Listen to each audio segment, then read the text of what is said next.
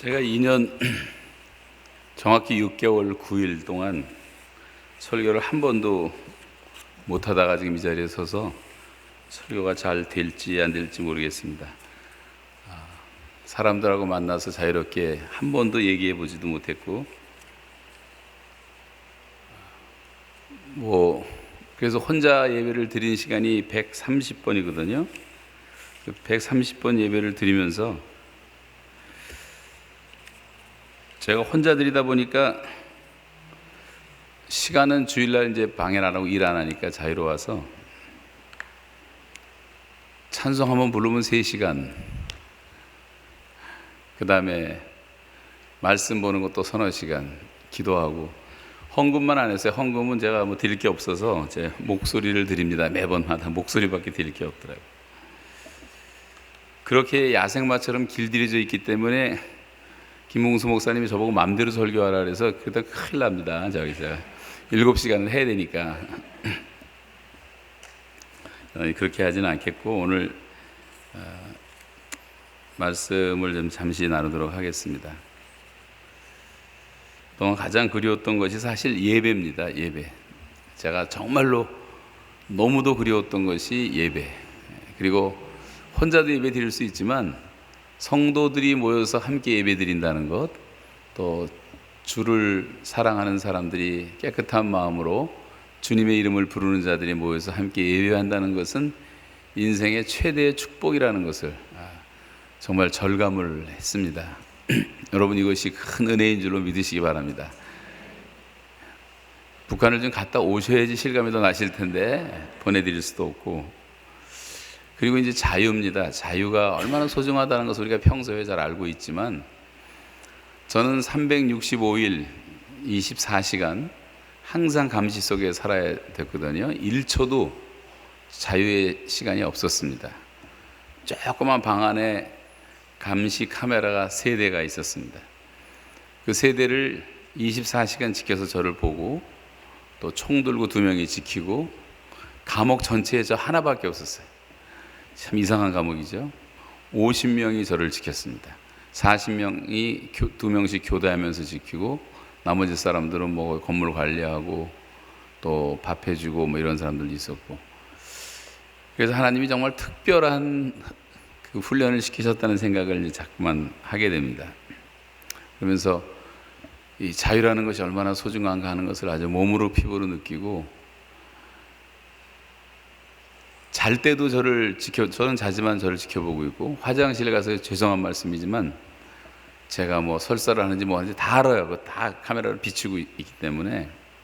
그것도 그 카메라는 또 좋은 카메라를 써가지고 이제 아무것도 없으면서 그 카메라는 아주 좋은 것 같아요. 그래서 적외선 카메라를, 그래서 불 나가고 깜깜해도 다 비추게 돼 있어요.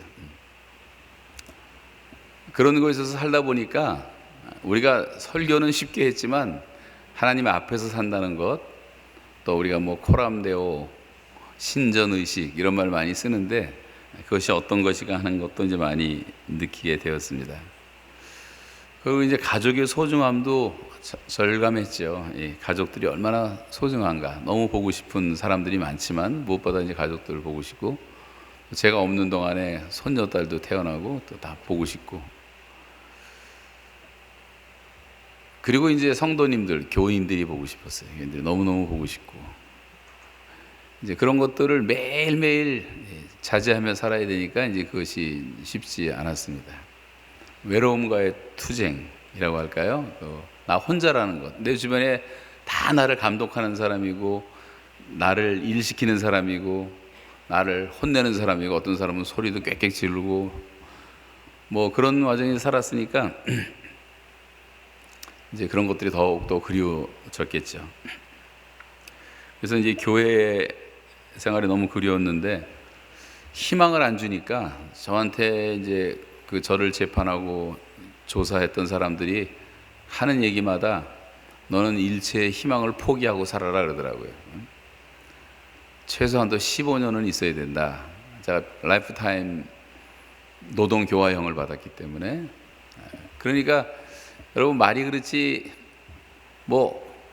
전화를 할 수 있나, 무슨 텔레비가 있나, 라디오가 있나, 신문이 있나, 아무것도 없는데 산속에서 혼자 지내니까 좀 답답하고 어둡죠. 어둡고 힘들죠.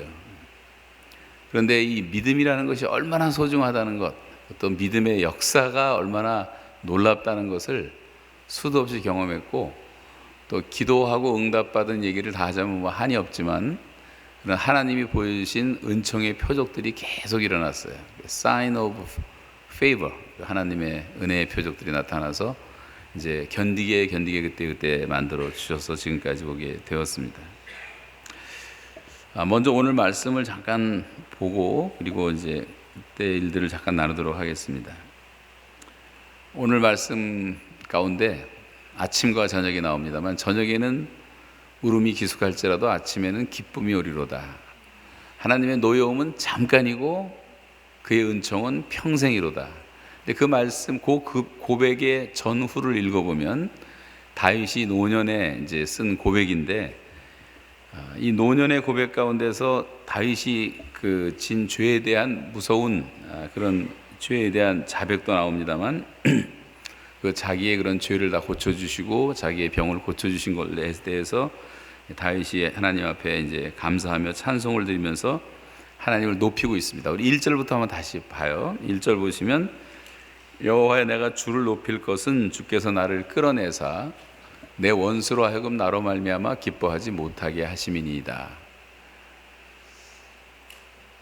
저한테도 적용하면 하나님께서 나의 원수들이 기뻐하지 못하도록 저를 끌어내셨어요. 그래서 제가 지금 주님을 정말 높이고 싶은 마음을 갖고 말씀을 전하는 것입니다.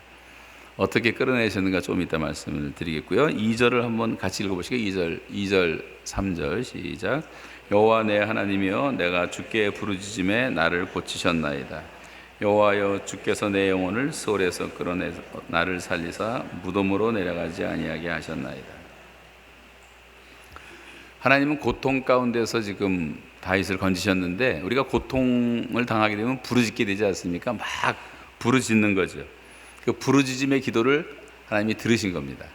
성경에 하나님이 특별히 들으시는 기도 다 들으시지만 아주 놀랍게 들으시는 기도의 전제 조건은 부르짖는 기도, 간절한 기도, 무릎 꿇고 하는 기도, 겸손한 기도, 정직한 자의 기도, 이런 기도들은 하나님이 좀 더 특별하게 들어주시는 것 같아요. 부르짖을 때. 그래서 내가 부르짖음에 라고 나오지 않습니까? 부르짖는 기도는 고난 중에서 저절로 되는 겁니다. 그리고 하나님은 응답해 주십니다. 4절 5절 한번 읽겠어요? 찬양하는 내용입니다. 시작. 주의 성도들아, 여호와를 찬송하며 그의 거룩함을 기억하며 감사하라. 그의 노염은 잠깐이요 그의 은총은 평생이로다. 저녁에는 울음이 깃들일지라도 아침에는 기쁨이 오리로다. 회복을 경험한 후에 성도들과 함께 이제 찬양하자고 고백하는 내용이죠. 하나님의 거룩하심을 기억하고 하나님께 감사하라고 말합니다. 다윗은 왕이 된 다음에도 시련을 많이 겪습니다. 최고의 자리에 올라간 이후에도 그 다윗이 과거에 진 죄 때문에 그 집안에서 일어나는 사건들 여러분 다 아시는 것처럼 자녀들 사이에서 성폭행이 일어나고 그것 때문에 또 살인사건이 일어나고 압살롬은 구테타를 일으키고 아버지 다윗은 다 늙어서 말년에 도망다니기 바빴고 다윗의 후처들은 수치를 당하고 전염병으로 7만 명이 죽고 죄 없는 백성들이 고통을 많이 당하고 개인적으로는 또 육신의 질병으로 굉장히 고통합니다. 그때 이제 그런 일을 경험을 하면서 다윗이 고백한 내용이 그의 노여움은 잠깐이요 그의 은총은 평생이라고 말을 합니다. 다윗은 누구보다도 하나님의 인자하심을 믿었고 하나님의 사랑과 자비를 믿었어요. 여러분, 하나님의 은혜는 하나님의 노여움에 비하면 거의 무한대에 가까운 것입니다. 우린 조금 하나님의 징계의 손길이 오면 이게 평생 계속되는 줄 알고 두려워합니다만 그것은 언제나 잠깐입니다.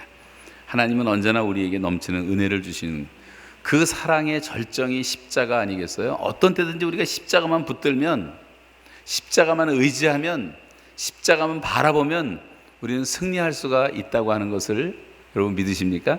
네. 그래서 우리가 승리하는 거죠. 그러나 우리가 모든 일이 잘 될 때 죄를 짓습니다. 6절 한번 보세요. 6절.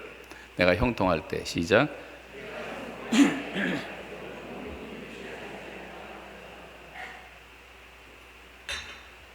이 형통이 문제입니다. 형통할 때 죄를 짓는 거예요. 내가 흔들리지 아니라 큰 소리 쳤지만 이건 교만이죠. 교만.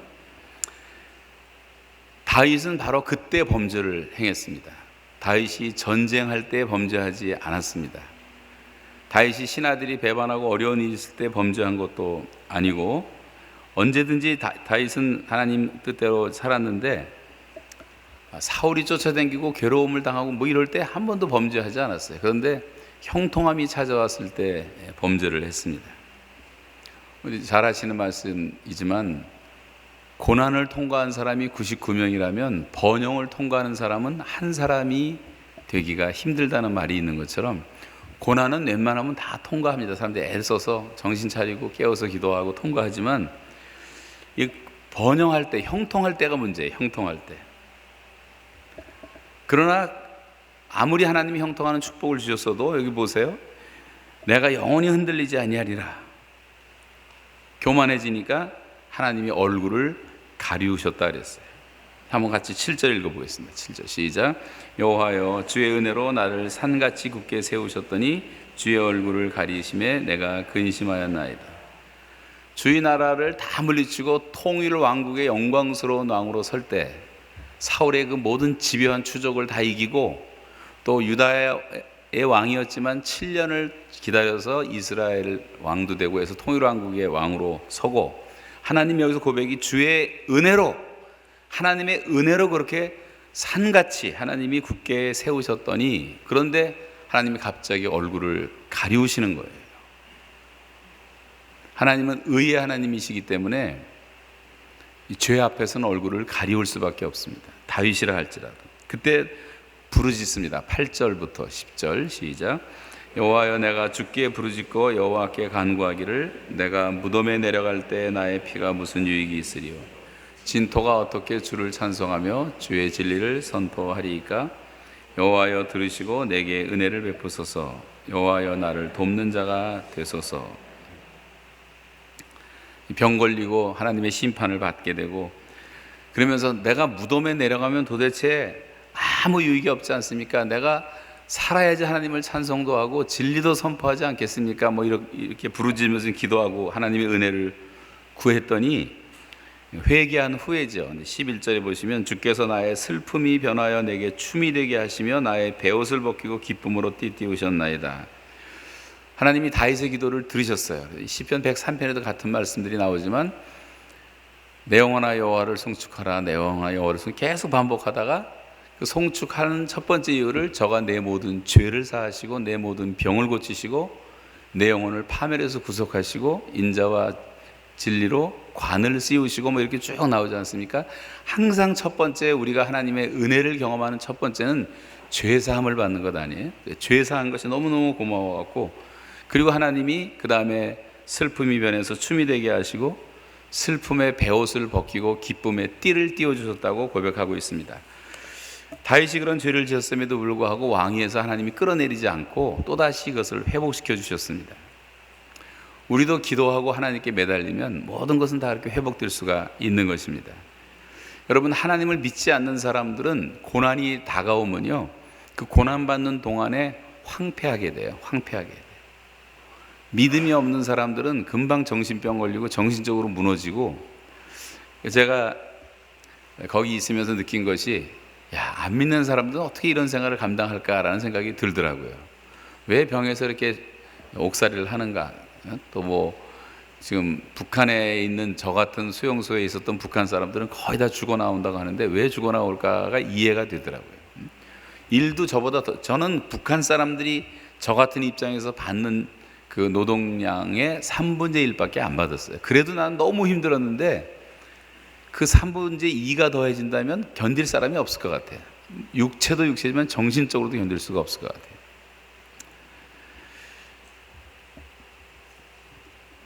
마지막 12절 읽고 말씀 좀 나누겠습니다. 12절 시작. 이는 잠잠하지 아니하고 내 영광으로 주를 찬송하게 하심이니 여호와 나의 하나님이여 내가 주께 영원히 감사하리이다. 하나님이 자기의 기도를 들으신 것을 이제 간증하면서 내가 잠잠할 수가 없다는 얘기죠. 그래서 자신의 영광으로 하나님을 찬송한다고 말을 했습니다. 우리들도 때때로 죄를 지을 때가 있고 하나님 앞에서 하나님이 우리들에게 얼굴을 가리우실 때가 있어요. 그때 질병도 찾아오고 가정의 환란도 찾아오고 경제적인 고통도 찾아오고 인간관계의 어려움도 찾아오고 인간관계가 뒤틀어지는 것도 굉장히 고통스러운 겁니다. 자녀들이 속을 새기고 뭐 여러 가지 일들이 일어나는 게 하나도 우연히 있을 수가 없어요. 믿는 사람들에게는. 여러분 그것도 믿으시기 바랍니다. 우연이라고 되돌리는 것은 그건 불신앙이에요. 하나님 앞에서 물어야 돼요. 왜 이런 일이 나에게 다가오는지. 저에게 너무도 갑작스러운 그런 일이 닥쳤을 때 저도 무척 당황을 했죠. 그러나 그때마다 우리는 하나님의 은혜 속에서 나를 보는 연습을 해야 되고 하나님의 약속을 바라봐야 됩니다. 제가 계속 깨달은 것은 믿음은 기다림이라는 것을 배웠는데 기다릴 줄 알아야 됩니다. 혹시 여러분 가운데 머리에 지금 환란의 가시관을 쓰고 힘들어하는 분이 계시다면 정말 오래지 않아서 그것은 별처럼 빛나는 면류관으로 하나님이 바꿔주시는 예표라고 믿으시면 되겠습니다. 그 은혜를 믿으란 말이에요. 하나님은 은혜의 하나님이시니까. 그리고 우리가 하나님의 자녀로서의 영광스러운 특권과 그 영광을 마음대로 누리라고 하나님이 우리에게 은혜를 주신 건데 우리는 그걸 잘 믿음으로 누리지를 못하고 있다는 생각을 하게 돼요. 왜냐하면 그 근거는 성경에 얼마든지 있습니다. 너희를 향한 나의 생각은 내가 하나니 재앙이 아니라 평안이요 너희 장래에 소망을 주려 함이라. 하나님은 우리에게 평안을 주시고 소망을 주시는 분이시지 재앙을 절대 주시는 분이 아니십니다. 믿습니까? 네. 그래서 이 고난이라고 하는 것은 지나봐도 알지만 지나기 전에도 우리가 믿을 수밖에 없는 것은 이것은 하나님의 변장된 축복이라는 것을 얼마든지 믿어도 되는 것이고 믿는 사람들에게 있어서는 고난은 언제나 유익한 것입니다. 고난당한 것이 내게 유익이라 이로써 내가 주의 율례를 배우게 되었나이다. 뭐 잘 하시는 말씀이잖아요. 고난당하기 전에는 내가 그릇 행하였더니 이제는 주의 말씀을 지키나이다. 말씀을 지키고 주의 뜻대로 행하고 하는 것이 다 고난을 통해서 오는 축복이라고 할 수가 있어요. 생각건대 현재의 고난은 장차 나타날 영광과 좋게 비교할 수 없도다. 사도 바울의 로마서 8장의 고백이지만 어느 주석가가 이것을 주석하면서 아무리 엄청난 고난과 압박이 내게 다가온다 할지라도 하나님이 하나님의 자녀인 나에게 약속하신 그 영광을 바라보면 그 영광을 바라보는 순간 믿음으로 바라보는 순간 이 모든 고난은 새의 깃털처럼 가벼워진다라는 그런 주석을 달았습니다만 저는 그것이 맞다고 생각합니다. 근데 성경을 제가 오늘 다 읽지를 못해요. 많이 찾아왔지만 시간은 제한되어 있고 오늘도 되게 더운 날씨 아닙니까? 그래서 가능한 한 짧게 말씀드릴 텐데 저의 짧은 시간과 여러분의 짧은 시간은 조금 차이가 날 수도 있습니다만 성경에 고난받는다는 말이 무척 많이 나와요. 복음과 함께 고난을 받으라. 그리스도의 군사로 나와 함께 고난을 받자. 무릇 경건하게 살고자 하는 자는 반드시 핍박을 받으리라. 이 고난에 대한 말이 무척 많이 나오는데 그가 아들이시라도 고난을 통해서 순종을 배웠다라는 말씀도 나오고 애매히 고난을 받아도 하나님을 생각하며 참으면 아름다우나 애매한 고난도 있다고 말하고 저는 이번에 고난이 축복이라는 것을 다시 배웠습니다. 저는 하나님 앞에서 정말 바르게 살기를 원했고 또 하나님의 뜻대로 살기를 원했지만 그렇게 살지를 못한 것이 너무나 많았어요. 하나님은 저에게 극상품 포도 열매를 기대하시면서 저를 심으셨는데 저는 들포도 열매를 너무 많이 맺었습니다. 저는 잎은 무성했지만 열매가 없었던 저주받은 무화과 나무처럼 이렇게 열매도 별로 없었습니다. 제가 이 얘기를 했더니 우리 교회 권사님들이 지난주에 몇십 명이 찾아오더니 이러면서 제가 열매잖아요 막 이렇게 애교를 떨더라고요. 할머니들이. 그러나 하나님 앞에서는 정말 그랬어요. 그래서 이제 결심을 한 것이 제 남은 생애를 60 딱 거의 들어가서 60을 맞이하고 이제 2년을 지냈는데 2년 반을 지내는 동안에 저의 남은 생애를 계속 계수하게 하시더라고요. 생각해 보니까 주를 위해서 살 시간이 정말 얼마 남지 않았고 마지막 빛을 바라는 마지막 시기이기 때문에 정말 깨어서 정신 차리고 살라고 하나님이 이런 시련을 주셨구나 하는 생각을 하게 되면서 그 안에서도 그랬지만 지금 나와서도 나에게 그런 시련이 없었다면 하면서 너무너무 감사한 거예요. 그리고 그것이 얼마나 큰 축복이라는 것을 이제 다시 깨닫게 되었습니다. 그러면서 하나님이 이제는 다 알았습니다. 이제는 제가 마지막까지 정말 극상품 열매를 맺도록 최선의 삶을 살겠습니다 라는 이제 그런 기도도 하게 되고, 북한 사람들에게도 너무나 감사한 거예요. 그들이 나를 사형 선고를 내리고 평생 라이프 센텐스를 주고 뭐 노동 교화서, 강제 노동 욕하고 뭐 못 살게 굴고 다 있었지만 그게 다 하나님의 허락하에서 된 것이기 때문에 생각해 보니까 다 그들을 도구로 사용하신 것이더라고요. 저를 연단시키는 도구로. 50명의 군인들이 얼마나 수고했습니까? 추운 겨울에 제가 땅을 깨는데 처음에 힘들지만 나중엔 땀이 나요. 지금 발은 얼어와요. 발은 양말을 4개 신고 비닐로까지 하고 뭐 동화, 그 군인들 신는 그런 동화도 신고 속옷 입었는데도 위에는 땀이 나서 다 벗고 합니다. 근데 밑에는 얼어서 발가락이 새카맣게 동상도 걸리고 하는데, 저는 그래도 땀이라도 나는데 보초 쓰는 친구들은 2명이 덜덜덜 떨면서 일을 안 하니까 더 불쌍하게 보이더라고요, 많이. 서양 격언에 그런 말 있잖아요. 우유를 마시는 사람보다 우유 배달하는 사람이 더 건강하다는 말이 있는 것처럼 걔네들이 오히려 불쌍한 생각이 들었습니다. 그래서 저는 그들에게 욕하거나 원망하거나 비난할 생각은 조금도 없어요. 하나님이 북한을 도구로 사용하신 것뿐이에요. 2년 6개월 9일 동안 배운 것이 지난 20년, 아까 뭐 25년 담임 목사였다는데 제가 우리 교회에서 30년 목회했거든요. 그 부목사 시절까지. 30년 딱 되면서 이제 그만뒀는데, 30년 동안 너무 우리 교인들 앞에서는 죄송한 말씀이지만 제가 공부하고 배우고 뭐 나름대로 했던 것보다도 훨씬 더 많은 것을 배웠기 때문에 그렇습니다. 고난을 통해서 받은 유익이 많지만 무엇보다도 북한 주민들의 고난에 내가 동참하게 되었다는 것이 너무 감사해요. 저는 그 전에 들어가기 전에 18년 동안 북한을 150번을 다녔습니다. 150번을 목회하는 동안에 주일날 밤에 떠나서 밤뺑이로 떠나서 토요일날 밤에 돌아왔어요. 주일을 빠지지 않기 위해서 가능한 한. 주일을 빠진 경우는 1년에 뭐 한두 번 정도밖에 안 됩니다.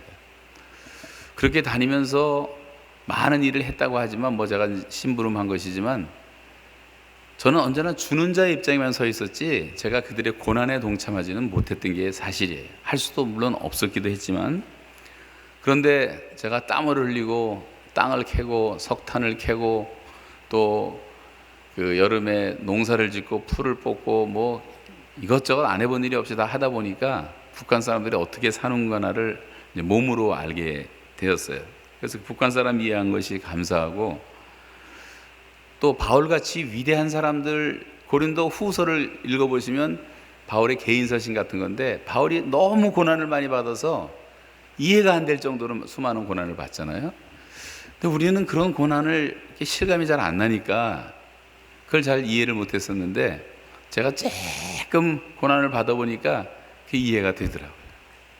그리고 읽다 보니까 요셉도 뭐 감옥에서 많은 고생, 오랫동안, 짧은 시간이 아니었어요. 자세히 보니까 고생하고, 다니엘도 감옥에 들어가고, 바울도 감옥에 들어가고, 베드로도 감옥에 들어가고, 예레미야도 감옥에 들어가고, 감옥 출신들이 다 위대하더라고요, 보니까. 그래서 이게 또 감옥에 들어가는 것도 뜻이 계신가 보다 하는 그런 말씀들로 위로도 받고, 제 자신의 모든 불순물들을 하나님이 깨끗하게 만드시려는 용광로처럼도 사용하셨어요. 그래서 용광로에서 정화되듯이 하나하나 제 죄된 모습들이 사라지고 내 속에 있는 것들, 회개도 얼마나, 저는 하나님 앞에서는 죄인이지만 북한 앞에서는 저는 떳떳하고 아무런 죄가 없어요. 18년 동안 내가 나쁜 짓을 한 게 하나도 없고 부덕을 끼칠 만한 일도 한 번도 한 적이 없고 굉장히 조심했어요. 수백 명의 증인들이 우리 교회에 있어요.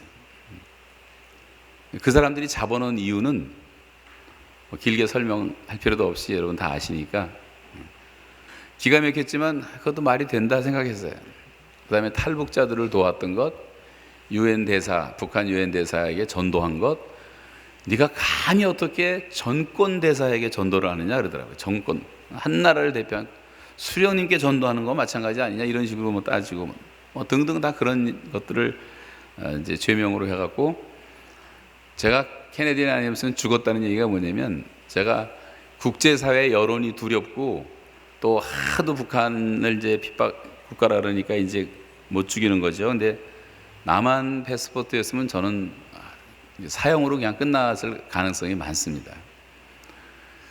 근데 중간에 하나님이 힘을 주셔서 뭐 사형도 두렵지 않고 우리 집사람 너무 보고 싶고 뭐 다들 보고 싶은 사람 많지만 천국 가면 다 만난다고 생각하니까 또 위로가 되고 또 제가 하나님의 일을 많이 못해서 아쉽긴 하지만 이대로 좀 살고 싶지 않습니다. 데려가 주세요 하는 기도가 몇 번 나올 정도로 좀 힘든 때가 있었어요.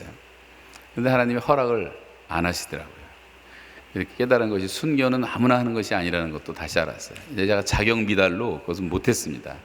그리고 부끄러운 모습으로 여러분 앞에 나오게 됐는데 그래서 이제 하나님을 신뢰하며 승리할 수 있는 삶의 비결을 배우게 하시고 예수님을 생각해 보니까 예수님의 고난이 너무도 억울하고 모순되고 비합리적인 그런 재판 죽음 아니었어요? 예수님에 비하니까 나에 대한 재판이 아무리 모순되고 억울하고 뭐 불합리하고 속상하고 그래도 이게 다 위로가 되더라고요. 예수님은 뺨도 맞고 침뱉음도 당했는데 제가 지금은 얘기를 쉽게 하지만 거기서는 그 생각을 할 때마다 눈물이 나오더라고요. 응? 나 같은 죄인에게도 안 했는데 어떻게 하나님의 아들이신 주님이 그렇게 고통을 당하셨을까? 예수님의 십자가를 생각하니까 다 위로가 되고 별것도 아니라는 생각도 되고 여하튼 그런 가운데 이제 10개월의 조사, 긴 조사가 끝나고 구치소 생활이 끝나고 이제 감옥에 들어가기 전에 판결을 내리고 재판을 하는데 그 검사가 저 딱 5분밖에 만난 적이 없어요. 근데 그 검사가 저에게 구형을 내리더라고요. 그 다음에 자기들끼리 뒤에 가서 뭐라고 하더니 그 다음에 이제 평생 교화형을 내리는데 수갑을 차고 이렇게 앉아서 저는 그냥 훈계 조치로 경고하고 보내줄 줄 알았어요. 그리고 뭐 몇 달 있다 보내줄 줄 알았는데 그게 아니더라고요. 이거 심각한 거구나. 뭐 최고 전원 모독 뭐 이런 게 죄라는 건 알지만 그렇게 심각한 건 몰랐어요. 사실 저도 간첩죄는 아무것도 아니래요. 제 죄에 비하면. 그런데 하나님이 잠시 이렇게 묵상하는 동안에 평안함을 주시더니 그날 밤에 꿈을 주셨어요. 꿈을. 그 꿈으로 2년 6개월 9일을 버틴 겁니다. 성경에 보면 요셉도 이제 꿈으로 버티잖아요. 꿈으로. 하나님이 꿈과 비전을 주시는데 그게 생생하게 잊혀지지가 않는 꿈이에요. 짧은 꿈이지만 그 꿈은 그 금두꺼비의 꿈이에요. 금두꺼비. 제가 그 내용은 우리 교회에서도 얘기를 아직 안 했어요. 이제. 네, 여기서는 하겠습니다. 그런데 그때는 매스컴이 하도 쫓아다녀가지고 뭐 이제 또 혹시나 해갖고 안 했습니다만 그 꿈 내용은 이런 거였어요. 그 큰 머리가 얼마나 큰지 몰라요. 호랭이 모습인데 그 호랭이가 막 제 앞에서 뭘 막 씹어서 먹고 있는데 침을 질질 흘리면서 뭘 하면서 계속 흘려가면서 막 먹고 있는 거예요. 먹고 또 먹고. 제가 그 앞에 뚝 떨어졌는데 뭐 저를 잡아먹으면 그대로 잡아먹으면 되는데 잡아먹지 않고 쳐다보면서 씹고 있더라고요. 근데 그 얼굴이 호랭이로 보였다가 사람으로 보이는 그런 하여튼 괴물 같은 형태였는데 저한테는 생생하지만 제가 표현하기가 좀 어렵습니다만 이해는 하실 거예요. 그 호랭이 머리가 누군지. 그래서 이제 피해서 제가 땅속으로 이렇게 들어가서 도망가는데 점점 멀어지면서 제가 보는데 아직까지 저를 잡을 의향이 없더라고요. 그리고 뭘 계속 먹고 있어요. 근데 그런 와중에서 이제 짧게 말하면 한참을 가다가 한 지루할 정도로 한참 가다가 오른쪽으로 꺾어져서 좀 가는 어떤 순간에 주님의 손이 이렇게 나타나더니 저를 이렇게 그 땅에서 끌어올리셔갖고 땅 위에다가 내려놓으시는데 지상에 나온 거죠. 나왔는데 그때 주님의 손 안에 들어있는 제 모습이 금두꺼비로 나타났어요. 이게 도대체 무슨 뜻인가 생각을 해보니까 이제 저한테 나름대로 하나님이 주신 해석이 뭐냐면 여러분 무슨 말인지 전혀 못 이해하시겠지만 제가 젊었을 때 이제 학생들을 가르칠 때 CCC라는 곳에서 간사를 13년을 했는데 그때 우리 아이들이 저한테 붙여준 별명이 두꺼비였어요. 두꺼비. 그래서 두꺼비 간사라고 왜 그랬는지 모르겠어요. 그 어떤 학생인지 붙였는데, 근데 그 두꺼비가 이제 금두꺼비가 된 거죠. 시커먼 두꺼비가 아니라. 그러면서 생각나는 것이 예수님이, 베드로가 예수님을 3번 부인하고 이제 도망가서 갈릴리에서 고기 잡을 때 부활하고 난 다음에 예수님이 갈릴리로 찾아오셔가지고 아침에 생선 구워 놓으시고 조반에 초대하시잖아요. 그러면서 베드로를 부를 때 요한의 아들 시몬아, 그래. 시몬아, 내가 나를 사랑하느냐. 그러니까 베드로가 아마 깜짝 놀랐을 것 같아요. 개바라는 이름도 지어주시고 베드로라는 이름을 지어주시는데 그거 안 부르고 시몬아. 그 생각이 나더라고요. 제가 생각해보니까 그때가 저한테 있어서는 가장 젊은 시절이었고, 영적으로도 영적 청춘의 시절이었고, 전도도 열심히 하고 순수하게 살 때였는데, 그 이름을 이제 불러주시면서 생각나게 하신 것 같다는 생각이 들더라고요. 그래서 저를 이렇게 내려놓으시는데 그 앞에 아주 평화로운 강이 흐르고, 그 배경은 한국 같았어요. 한국 같았는데, 그리고 숲이 막 우거진 곳인데, 이제는 너에게 모든 자유를 준다. 평안히 가고 내 마음껏 사역을 하라. 뭐 이런 내용의 대충 꿈이었어요. 근데 그 꿈이 얼마나 위로가 되는지 그날부터 그 꿈을 잊지 않고 그것을 붙잡고 주님의 손이 나타날 때가 있을 것이고 그분이 나를 풀어주실 때가 있을 것이다라는 생각으로 이제 견뎌온 것입니다. 그러나 이제 오늘 이 시간이 오기까지 이렇게 기다리는 것이 쉽지는 않았어요. 그래서 제가 종종 하나님께 물었던 질문이 도대체 어느 때까지니까? 6개월 지나면 충분히 되겠지 했는데 6개월 전에도 소식이 없고, 여기서 와서 보니까 뭐 제 실종 뭐 그런 뉴스도 있었고 별게 다 있었더라고요. 근데 전 그것도 몰랐죠. 1년 지나니까 또 힘들어서 물었더니 그때도 아무 대답이 없으시고, 주님이 제가 말씀을 통해서 주신 대답은 항상 이것이었습니다. 그가 나를 단련하신 후에는 내가 정금같이 나오리라. 항상 욥기 23장 10절의 말씀만 주시더라고요. 그래서 그 말씀으로 이제 기다리다가 2년 지나고 금년 들어와서 이제 하나님 앞에 다시 한번 그런 기도를 드렸어요. 하나님, 언제까지 제가 있어야 됩니까? 이제 내년 1월 30일이면 제가 딱 3년이 되기 때문에 그럼 3년 동안 제가 기다리도록 하겠습니다 하면서 기도를 드렸는데, 그래도 좀 땡겨 주십시오라고 계속 기도를 했어요. 그때 주님이 다시 하박국 소설 읽을 때 주신 말씀이 비록 더딜지라도 기다리라. 계속 기다리라는 거예요. 기다리라. 그러다가 이제 8월 9일이 왔어요. 금년 8월 9일 날 제가 나왔는데, 그날 오전에 밭에서 일을 하고 있는데 갑자기 저를 부르더니 보따리 싸게 하고 나왔는데, 제가 풀려나기 15분 전에 풀려나는 걸 알았어요. 아무도 몰랐어요. 저는 물론 몰랐지만 그 간부들도 모르고 카나다에서 온 특사들도 모르고. 그래서 그 눈 가리고 이제 이동하거든요. 눈 가리고 평양으로 이송을 해가지고 어느 방에 이제 문이 쫙 열리는데 들어갔더니 이쪽에 북한 대표 6명, 오른쪽에 카나다 특사 6명이 앉아 있는데 둘 다 아주 초긴장을 하고 앉아 있더라고요.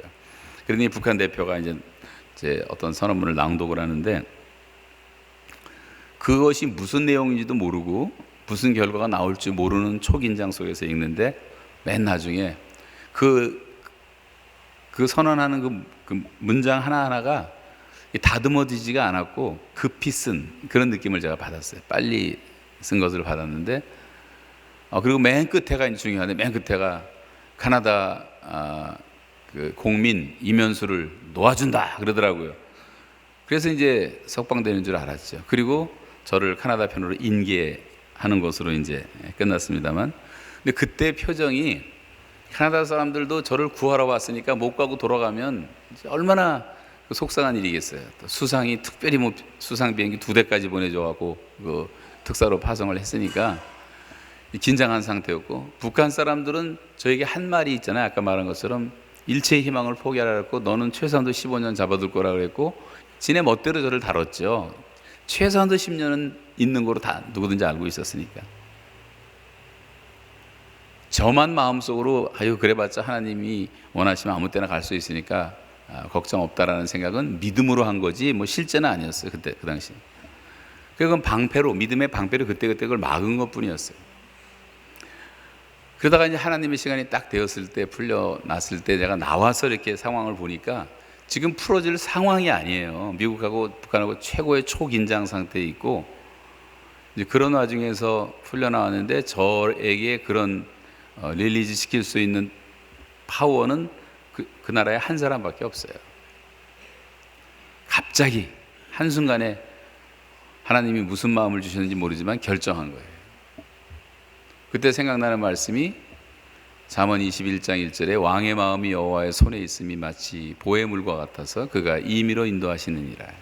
고레스 왕도 그래서 움직이시고 느부갓네살도 움직이시고 다리오 왕도 움직이시고 이방 왕들이었지만 하나님이 움직이시면 이스라엘 민족 해방시켜서 보내시고 이런 거 다 성경에 많이 나오잖아요. 그래서 이제 하나님이 하셨다는 것을 너무도 분명하게 믿게 된 것이, 나와서 보니까 제 석방을 위해서 노력한 분들이 많이 있었어요. 카나다 정부는 물론이고 미국 정부, 한국 정부도 물론이고 또 저의 석방을 위해서 노력했다는 사람이 그렇게도 많더라고요.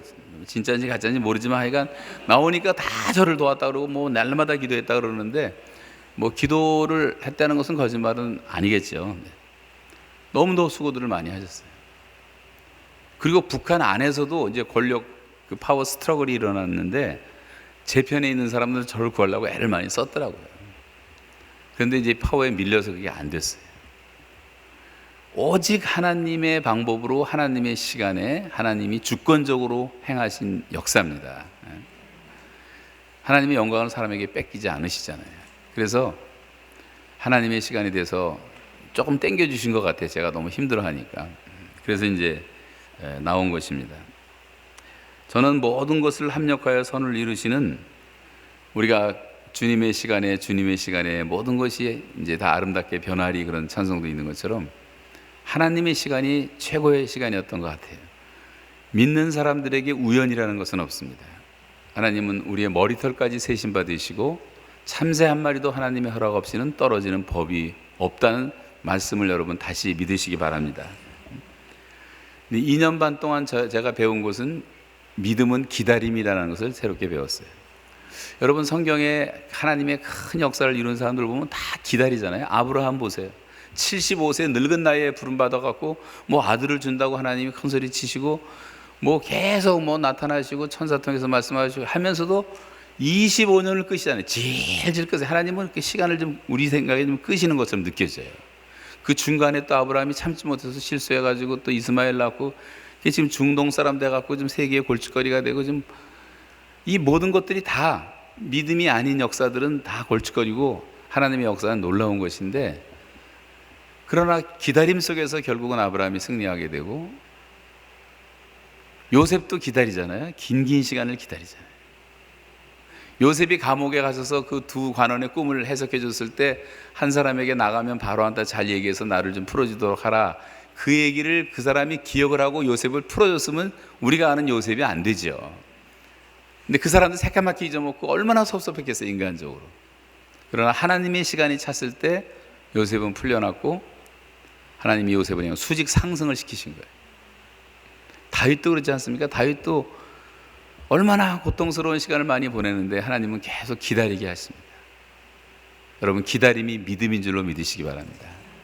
지금 시련의 밤을 지나고 눈물의 골짜기를 지나고 여러분 눈에 울음이 기숙하는 그런 저녁의 잠깐의 시간, 그러나 곧 기쁨의 아침이 오고 하나님의 은총은 평생 우리를 찾아온다는 그 약속을 여러분 꼭 믿었으면 좋겠습니다. 그래서 하나님이 최선의 하나님이라는 것을 믿는다면 우리는 기다릴 수밖에 없는 거죠. 근데 그 과정이 쉽지가 않다는 거예요. 제가 평양에서 비행기 타고 나오면서 3일 동안을 우리 특사들하고 같이 왔는데 너무너무 좋고 고마운 사람들이었어요. 제가 평생에 잊을 수가 없죠. 그 내셔널 시큐리티가 이제 단장으로 왔는데 그분이 제 가방을 들고 쫓아다녀요. 이 나라에서 최고로 높은 사람이고. 그리고 그 조그만 비행기니까 이렇게 앉아서 얘기들을 많이 하고 그러거든요. 3일 동안 이제 군대 비행기만, 공군 비행기만 다 이제 매스컴을 피한다고 온 게 일본 공항에 떨어졌는데 일본에서 누가 찍어가 그게 여기 나왔더라고요. 망원 렌즈로. 그걸 너무 놀라는 거예요, 이 사람들. 어떻게 이걸 알았지? 그거는 평양에서 관제탑에 보내는 그 신호를 받는 관제탑 직원밖에 모르는데, 관제탑 직원들이 민간인들이어서 아마 알고 어떻게 누가 그랬던 것 같아요. 그러면서 이제 피해서 오는데, 그분들이 얼마나 친절하고 저에 대해서 배려를 많이 해주는지, 또 수상이 비행기 떠나기 3시간 반 전에 최고 베테랑 외과 의사, 그 사람은 야전에서, 군대에서 30년 동안 야전에서 수술한 사람이에요. 이만한 수술 가방, 내가 이제 수술 받아야 될 줄 알고 이만한 가방까지 비행기 두 개를 싣고 왔더라고요. 고장 나면 또 안 되니까 한 대를 예비로 보내고, 그때가 마침 그 수상의 휴가 기간이어서 자기 걸 다 보낸 거예요.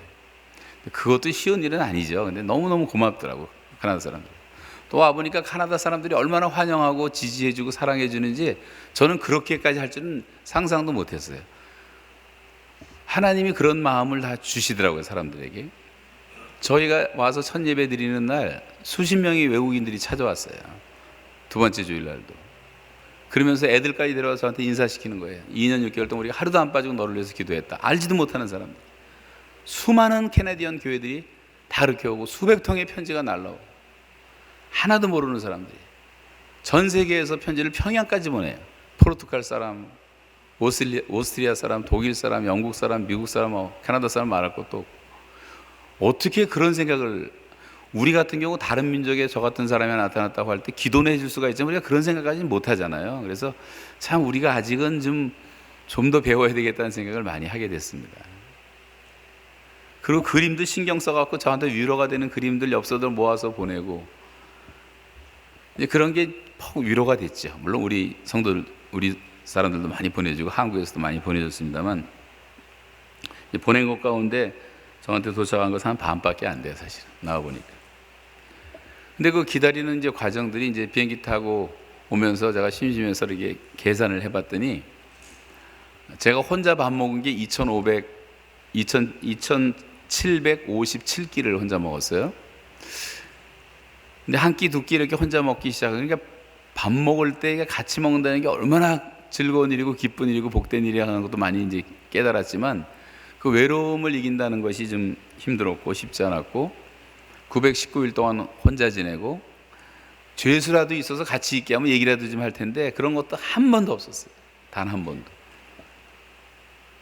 그리고 130번 주일을 혼자 지내면서 예배를 드리고, 이런 것들이 이제 참기 힘든 것이었고, 이제 모든 사람들이 저에 대해서는 적대감을 갖고 있는 사람들이니까 대화가 가능하지 않았고, 그러면서 하루에 8시간 노동은 뭐 1분도 어김이 없어요. 1분도 어김이 없어요. 뭐 봐주거나 쉬는 것이 일체 없어요. 거기는 강제 노동 수용소이기 때문에 자기가 봐주고 싶은, 저를 봐줬다간 자기가 당하니까 그 가드들이 그렇게 하지를 못합니다. 그리고 어떤 때는 제가 그 목표양을 도달하지 못했다고 하면 1시간, 2시간 더 일을 시켜요. 그때는 화가 나지만 또 해야 돼요. 할 수 없이. 목표양을 완성을 해야 되니까. 그럼 이제 해 지기 전에 끝나는데 해 진 다음에도 일을 할 때도 있었고, 제일 힘든 것이 그 연탄 창고가 있어요. 많은 큰 창고가 있는데, 이제 석탄 때니까 그 겨울에 그 꽝꽝 얼어붙은 거 이제 깨서 이제 피게 만들어줘야 되는데, 그걸 하면 싫은 게 뭐냐면, 언 거 깨는 것도 힘들지만 이게 막 얼굴에 튀면 여기서 뭐 조그만 파편들이 있어 피도 나오고, 얼굴이 새까매지고 옷은 완전히 새까매지고, 그러니까 빨래를 해도 지지질 않고, 비누칠을 뭐 비누도 신동자 하지만 비누칠도 안 지고, 이런 게 이제 힘들었고, 그 다음에 이제 겨울에 진흙 산인데 언 땅을 1m 넓이, 깊이 1m로 파는 건데 그게 무척 힘들더라고요. 처음에 가자마자 그걸 시켜가지고 2달 일하고 나니까 팔을 못 들겠어요. 여기 이렇게밖에 못 들겠고, 이런 뒤로 구부릴 수가 없고, 늑막염이 찾아오고, 발가락에 동상이 찾아오고, 뭐 손은 뭐 있는 대로 터지고, 지금은 멀쩡해 보이지만 이것도 이제 그때부터 안 구부러지게 지금도 안 구부러져. 이건 수술을 해야 된다 그러더라고요. 가운데 손도 펴지지가 않고. 이제 그럴 때가 좀 힘들었습니다. 그 다음에 이제 농사 짓고 풀 뽑고 청소하고, 또 여름에는 이제 농사 짓는 가운데 제일 많이 하는 것이 풀 뽑는 거거든요. 근데 풀도 얌전한 풀이 있고, 뭐 뿌리가 작은 풀도 있고, 뽑기 쉬운 풀도 있지만, 악질, 그 사람들 말로 악질풀이라는 게 있어요. 악질풀들만 잔뜩 인데서 뽑는 게 얼마, 이거 내 몸을 다 갖고 당겨도 안 뽑아져요, 이놈들이. 그래서 이제 머리를 있는 대로 쓰면서 기도하면서 지혜를 달라고 기도하면서 풀을 뽑는데, 제가 요즘 같아서는 세계 풀 뽑기 대회가 있으면 나가서 1등 할 것 같아요. 얼마나 풀을 많이 뽑았는지 산더미처럼 뽑고 매일 8시간씩 그걸 하니까. 말이 8시간이 짧은 게 아니고, 중노동 2시간은 괜히 힘든 거예요. 2시간 일하고 30분 쉬고 2시간 일하고 30분 쉬고 이런 식으로 일하거든요. 근데 힘든 일을 할 땐 2시간이 굉장히 길게 느껴져요. 물을 뭐 한 3리터씩 마셔야 돼요. 마침 물은 있으니까 그냥 물병에다 이게 가서 마시고 그렇게 해서 이제 지냈습니다만, 제가 지금 이런 말씀을 드리는 건 내가 고생했다는 얘기를 말씀드리는 게 아니라, 그런 과정에서 주님을 기다린다는 것이 쉽지는 않았다, 그런 말씀을 드리는 거예요. 쉬는 시간에 앉아있고 잠잘 때 방에 들어가는데, 제 방이 조그만 방입니다. 침대 하나, 몸 하나 둘만한 침대가 있고 옆에 책상 하나 있고, 그 다음에 화장실이 있는데, 화장실도 이렇게 돌아서 나오고 돌아서 나와야 되는데 조그만 변기 하나 있는데, 그거를 쓰는데 다 집이 이제 철장으로 갇혀 있거든요. 유리창이 있고 철장이 있고, 그 다음에 복도 1m에서 또 유리창이 있고, 그 다음에 바깥에 담벽이 있고, 담벽 위에 철망이 있고 전기선이 흘러요. 전기 흘러게. 나 하나면 도망가지도 않을 텐데 하여간 그렇게 하더라고요. 그래서 앉아서 바라보면 아무것도 다 가려놨으니까 안 보이니까 그 맨 끝에 있는 벽만, 회색 벽만 보이거든요. 근데 올해 봄에 거기다가 뭘 심었냐면 호박을 심었어요. 근데 호박을 심었더니 여름 되니까 이제 호박 덩쿨이 올라오잖아요. 그 덩쿨이 보이기 시작하더라고요. 쉬는 날 유일하게 묵상은 호박 덩쿨을 바라보는 거예요. 꽃이 언제 피나, 덩쿨이 몇 개가 늘어났나, 호박 언제 열리나. 그거 하는데 한 2개월 걸리는데, 2개월 정도에 호박은 잘 자라니까 쭉쭉 자라는데, 호박 순이 그 줄기가 한 10cm, 15cm, 한 13cm 좀 될 거예요, 대략. 정확하게 그것마다 하나씩 다 피면서 이렇게 펼쳐지고 있는데, 그거를 묵상하는데 그렇게 은혜스럽더라고요.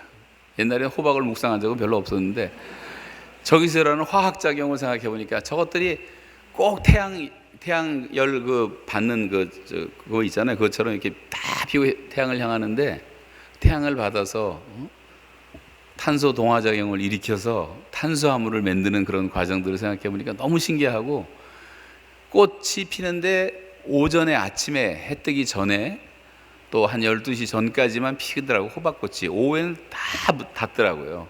근데 벌들이 다 아침에 와서 거기 수정 작업을 하고 다 하고 돌아다니고, 그 다음에 열매를 맺고, 뭐 그 호박 얘기만 하다가 끝나면 안 되니까 이제 마치겠습니다만, 그런 것이 유일한 낙이었어요, 거기서. 그러니까 모든 게 신기해 보이고 하나하나가, 그리고 제가 만나서 대화하는 대상은 다 땅 아래에 있거나 땅 속에 있는 소동물들하고만 얘기를 하게 돼요. 제가 개미 박사학위는 못 받아도 개미 전문가가 됐어요. 개미 종류가 얼마나 많은지 모르고, 개미가 하는 일들이 얼마나 많은지, 개미하고 얼마나 친해졌는지 몰라요, 거기서. 그래서 이제 뭐 개미 얘기 또 하다 끝나면 안 되니까, 그리고 이제 지렁이, 땅강아지, 옛날에 땅강아지 같은 거 보셨죠? 거기 이제 농약을 안 쓰니까, 돈이 없으니까 뭐 농약도 없고 비료도 없고 그래서 좋아요. 자연 농업이에요, 그대로. 그러니까 땅이 다 이제 그런 것들이 많으니까 보고, 제가 알지 못하는 이상한 벌레들도 많고 또 나쁜 벌레들도 많이 있었어요. 그런 것들을 보고 사는 거죠. 근데 그 땅 속의 세계도, 그 소동물의 세계도 너무 놀랐고, 또 미생물들은 보이지 않지만 그런 토착 미생물들이 활동하는 그런 것들을 이제 느끼게 되고, 그러면서 자연농법을 제가 이제 전에 한번 일주일 동안 훈련받은 적이 있었는데, 이렇게 해야 되겠구나 하는 것이 쓰더라고요. 제가 앞으로는 그 농장을 경험한 선교훈련센터를 할 이제 그런 꿈을 갖고 있는데, 그런 것을 이제 적용하려고 그래요. 농사를 짓고 싶었는데 2년 동안 하나님이 또 기회를 주셨으니까, 그래서 이제 그런 것을 경험하면서 지내는 것이 이렇게 쉽지는 않았지만, 또 댕길 때는 이게 머리를 못 들고 댕기게 돼 있어요. 죄수니까 항상 머리를 숙이래요. 그래서 항상 이러고 댕겨야 돼요. 뭐 있을 때는 완전히 숙여야 되고, 보통 때는 이렇게 숙여야 돼요. 그래서 제가 이렇게 잠깐만 2년 이상 그렇게 하다 보니까 습관이 돼서 숙여지니까 우리 사람이 계속 저를 쳐요. 피라고 계속. 그래서 좀 펴졌는데, 이제 그런 시간을 보내면서 제가 스스로 훈련한 것이 뭐냐면, 평소에 여러분 다 그렇게 사시지만 내일 일에 대해서는 일체 염려하지 않기로, 내일 일을 염려하지 말라, 내일 일을 자랑하지 말라 말씀들 많이 나오는 것처럼, 그래서 항상 일일 단위로 살고, 그날 괴로움은 한날 괴로움은 그날의 족하니라, 이 말씀대로 살고, 뭐 하늘에 뭐 공중에 나는 새를 보라, 뭐 다 예수님 말씀하신 게 다 그대로잖아요. 그대로 살았더니 스트레스가 없으니까, 거기는 아무런 스트레스도 없어요. 여러분 전화 받느라고 얼마나 스트레스 많이 받고, 인터넷 쓸데없는 뉴스에 왜 관심을 갖고 우리가 그걸 보는지 모르지만, 제가 2년 6개월 동안 그걸 아무것도 안 봤어도 세상이 별로 달라진 것도 없고, 나와보니까 괜히 본 것들이 많을 거예요. 그래서 그런 거 안 보는 게 좋아요. 전 여기서 있을 때도 20년 동안 텔레비 안 봤습니다. 우리 집에 텔레비를 아예 놓질 않았고 살았고, 근데 안 보는 게 좋은 거예요, 그런 것들. 그래서 이제 매일매일 믿음으로 사는 법을 배우고 습관이 된 것이 얼마나 좋은지 모르고, 그런 인간적인 걱정들이 없어지니까 스트레스가 없잖아요. 지금 제가 이 세속 세상에 내려오니까 스트레스가 쌓이기 시작하고, 우리 집 사람도 며칠은 잘해주더니 그 다음에 또 바가지도 긋고. 제가 조사받았던 기간을 포함해서 2년 6개월 9일 동안에 하나님이 스테이지별로 훈련을 시키셨는데, 10개월 동안은 아무것도 없어서 할 게 없었어요. 조사받는 시간 외에는 일도 안 하니까, 구치소에 갇혀 있으니까. 그래서 제가 김일성 책 좀 달라 그랬어요. 이 사람들은 그런 걸 주고 싶어서 안달인데, 주면은 억지로 세뇌시킨다는 얘기를 하도 많이 하니까 못 주고 이제 그러고 있는데, 제가 달라니까 너무 좋아서 계속 갖다 주더라고요. 그래서 김일성 회고록부터 시작해갖고 8권으로 돼 있어요. 그리고 이제 김정일이 쓴 책들, 인민들 속에서라는 현지 지도한 책들도 수십 권이 있는데, 그 책들, 빨치산 전투자들의 참가자들의 회상기, 비전향 장기수들이 쓴 그런 소설들, 뭐 울릉도부터 별게 다 있는데, 한 100권 정도를 읽고 나니까 북한이 보이더라고요. 완전히 보이더라고요. 그리고 다큐멘터리를 많이 봤어요. 그때는 비디오를 볼 수가 있어, 그 기간 동안은. 그래서 친절한 사람들 2사람을 만나갖고 자기 집에 있는 비디오 기계도 갖다 주고, 그것도 갖다 줘서, 뭐 그 사람들은 자기들 거니까 갖다 주는 거죠. 세뇌되라 이런 거죠. 민족과 운명이라는 게 거기 국민이 전체가 다 본 건데, 그거 다 보고, 그거 한 100개, 200개를 보니까 북한 역사 70년을 환하게 알겠더라고요. 정리가 쫙 되더라고요. 이젠 누구하고 얘기를 해도, 김일성 대학의 무슨 어떤 교수라도 다 반박할 수, 얘기할 수가 있게 되었고, 초신자를 어떻게 알게, 초신자부터 시작해서 제 수준이고 제 경험이지만 거기에 맞춰갖고 하나씩 해서 700개의 주제를 만들어서 외웠는데, 700개가 외워지더라고요. 제가 6개월 동안 사람들 앉혀놓고 6개월 동안 강의하려도 다 할 수 있을 정도가 되더라고요. 이제 한 번씩 훑어봐야 되긴 하지만, 그래서 하나님이 그런 훈련을 시켜주셔서 중국에 가서도 뭐 선교하도록 이렇게 만들어 주셨고, 이제 그런 것들인데, 여하튼 그런 생활을 하면서 제가 깨달은 것 중에 하나가, 이건 확실히 기도 응답이었구나. 제가 분주한 목회를 하면서 평소에 늘 사모했던 것 중에 하나가 수도원 생활이었어요. 수도원에 가서 한 6개월만 있었으면 좋겠다. 수도원 생활을 사모하고 기다리고 있었는데, 뭐 말만, 생각만 그렇지 어떻게 그 결단 내고 갈 수가 없었잖아요. 안식년에도 제가 그 수도원을 가지 못했습니다. 근데 하나님이 완전한 수도원을 마련해 놓으시고, 여호와 이레로, 그리고 갑자기 어느 날 잡아 놓으시고, 1년 있으면 좋겠다고 기도했는데, 너무도 놀랍게 2년 6개월 동안을 거기도 있게 하셔서, 아주 진짜 완전한 수도원이에요. 다 지켜주죠. 밥은 또 꼬박꼬박 주죠. 뭐 별로 이렇게 영양식은 아니어도 하여간 매일 주죠. 그리고 저를 터치는 안 해요, 아무도. 일 시킬 때 일하면 되니까, 일하면서 말씀 묵상하고 기도하는 거 제 마음대로 하죠. 30분씩 쉬는 시간에 말씀 암송하죠. 밤에 2시간, 8시에서 10시까지는 문화 시간이라고 해요. 문화 시간. 거기도 뭐 있을 건 다 있어요. 문화 시간, 문화를 즐길 수 있는 건 아무것도 없었어요. 텔레비도 없었고 라디오도 없었고. 근데 저한테 유일한 문화 시간은 성경 읽는 시간. 일요일 날은 하루 종일 일은 안 시켜요. 뭐 어쩌다 뭐 청소시키지만 자유니까 그걸 지켜주더라고요. 룰을. 하루 종일 성경 읽고, 하루 종일 일주일 동안 암송한 거 복습하고, 그렇게 이제 2년 이상을 보내다 보니까 이제 그 하나님의 말씀을 무장하게 되었는데, 노동이 기도고 기도가 노동이고, 노동과 기도와 말씀 묵상과 성경 암송과 이런 것들이 다 하나로 같이 가더라고요. 수도사들이 그렇게 살았던 것 같아요. 그러면서 바울의 아라비아 3년이 무엇인가에 대해서 늘 궁금했었는데, 이런 것들이 좀 마음속에 와닿기도 하고, 그런 가운데 제가 이제 마지막으로 이제 말씀을 드리고 마쳐야 될 것 같아요, 여러분. 이제 비전 주신 것만 말씀 잠깐 드리겠습니다. 뭐 이런 얘기 다 하자면 뭐 7, 8시간도 모자라지만, TMTC라고 하는 비전 주시고, GTS라는 비전 주시고, 학교가 운동에 대한 것, 통대원 운동에 대한 것, 그리고 전 세계 교회들 문 열기 운동, 모든 크리스찬들 성경 들고 다니기 운동에 대한 이제 그런 비전을 주셨는데, TMTC는 뭐냐면 토탈 미션 트레이닝 센터라고 제가 이제 만든 거예요. 근데 찾아보니까 아무것도 그렇게 만든 게 없더라고요. 컴퓨터 찾아보니까. 그래서 이제 그걸 쓰기로 했는데, TM이라는 이니셜의 의미 가운데는 이제 팀 미니스트리라는 뜻도 있고, 그 다음에 텐트 메이커라는 TM 뜻도 있고, 통일 미션이라는 TM의 의미도 있는데, 이제 목표는 선교하는 겁니다. 선교하는 건데,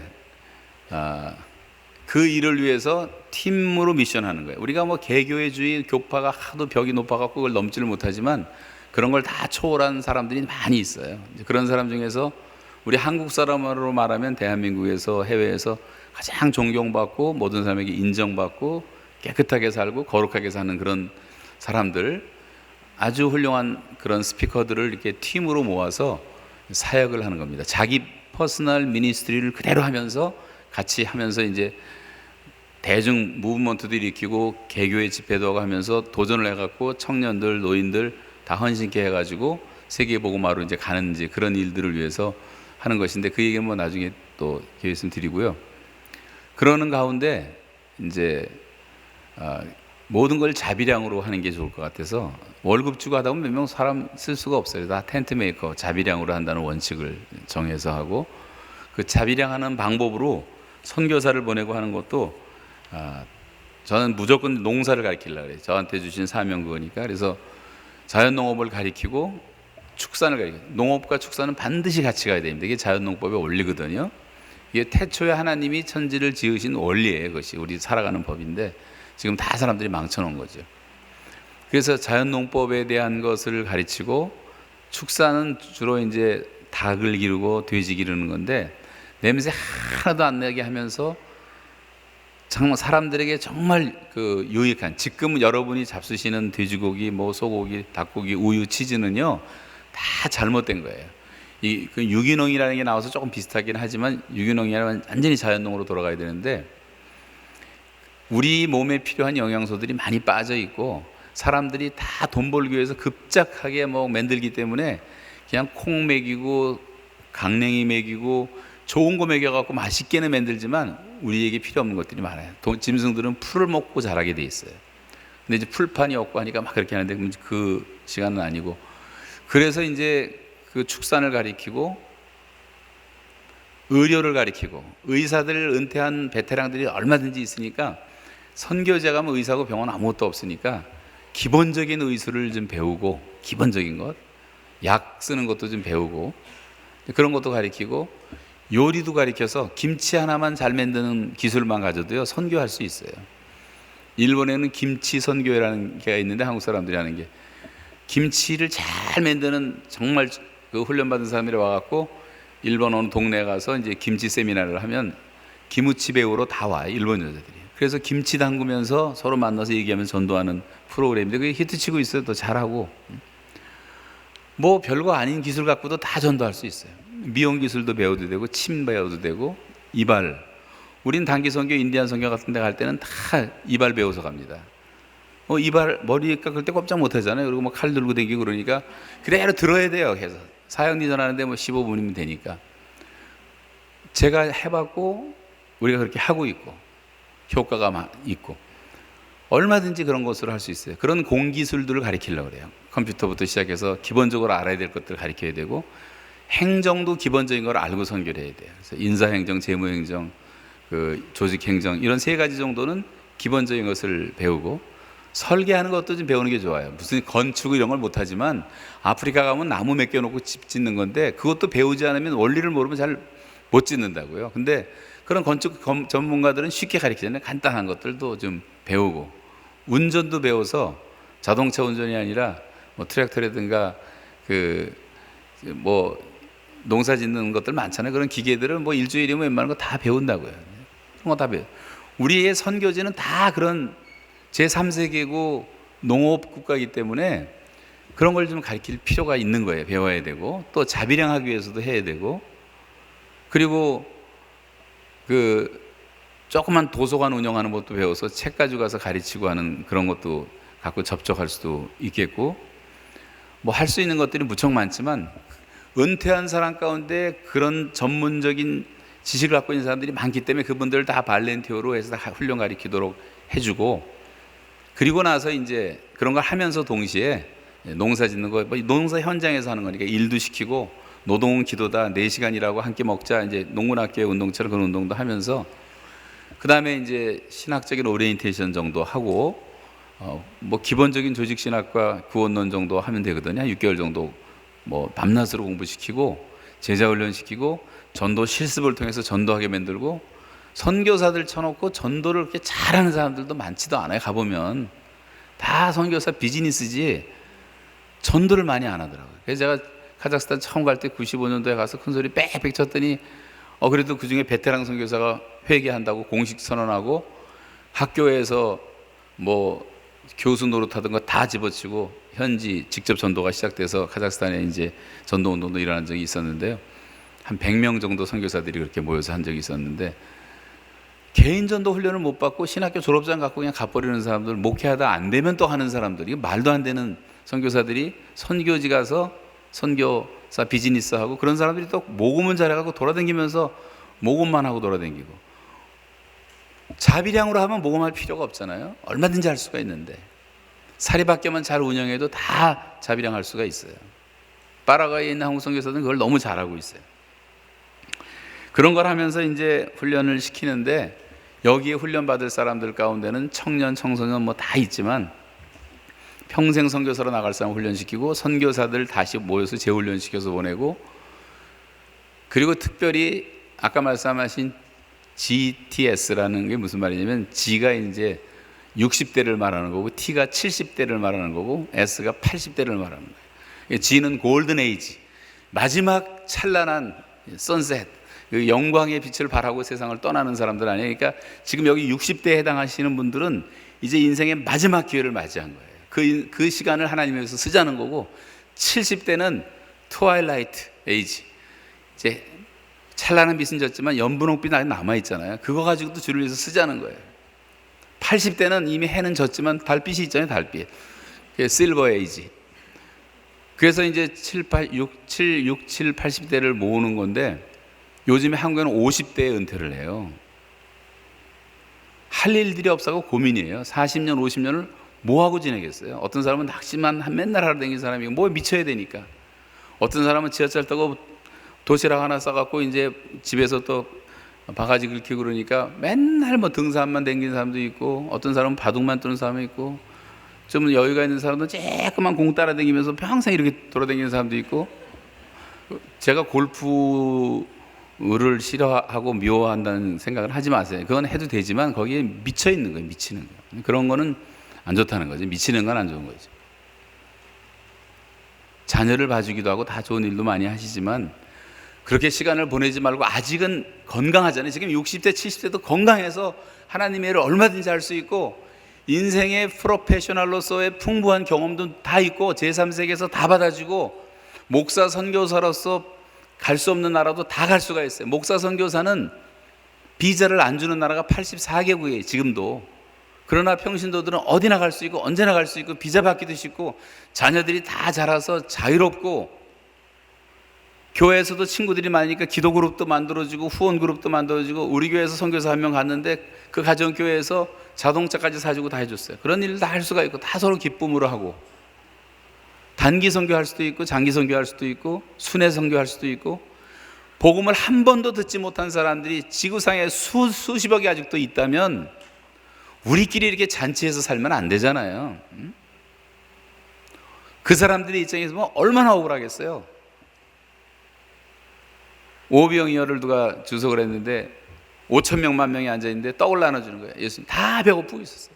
앞줄, 두 줄, 셋째 줄 쭉 나눠주는데 다섯째 줄 갔더니 첫 번째 줄이 우리 배고프니까 하나 더 달라 그래요. 또 더 주고 더 주고 둘째 줄이 더 달라 더 주고 앞에서만 계속 떡이 왔다 갔다 하는 거예요. 이게 저기 뒤에 있는 사람들이 왜 우리한테 안 오냐고 소리 지르잖아요. 지금 캐나다나 미국이나 한국 같은 나라들은, 유럽 같은 나라들은 얼마나 배가 터지게 먹습니까? 밥만 그게 먹는 게 아니라 말씀도 자기가 원하면 라디오만 틀고 텔레비만 틀고 기독교 방송 뭐 설교 뭐 기독교 서적 매스컴을 통해서 매스미디어를 통해서 뭐든지 다 들을 수가 있고 우리가 마음만 열면 얼마든지 신앙생활 할 수가 있는, 배가 터지도록 먹을 수 있는 그런 축복이 주어졌지만 아직 한 번도 예수의 예자도 들어보지 못한 사람들도 얼마든지 있잖아요. 그 사람들은 와서 우리를 도우라고 소리 지르고 있는데 우리가 보지를 못하니까, 듣지를 못하니까 가지도 못하고 이제 마지막 남은 인생이라도 그렇게 살자는 거예요. 제가 지금 지나가면서 하는 얘기가 아니라 우리 하나님의 교회는 똑같은 교회고 무너져가는 세상 속에 세워지는 하나님의 나라를 일으키는 하나님 나라의 운동에 있어서는 다 같은 사람들이고 같은 백성이고 천주교 뭐 개신교 뭐 다 떠나서 이단만 빼놓고는 다 이 일에 동참해야 되지 않겠어요? 그리고 이제 60이 넘고 70이 되면 손주들이 생기잖아요. 그럼 손주들과 조부모와의 관계는 인간 관계 중에서는 제일 좋은 관계 아닙니까?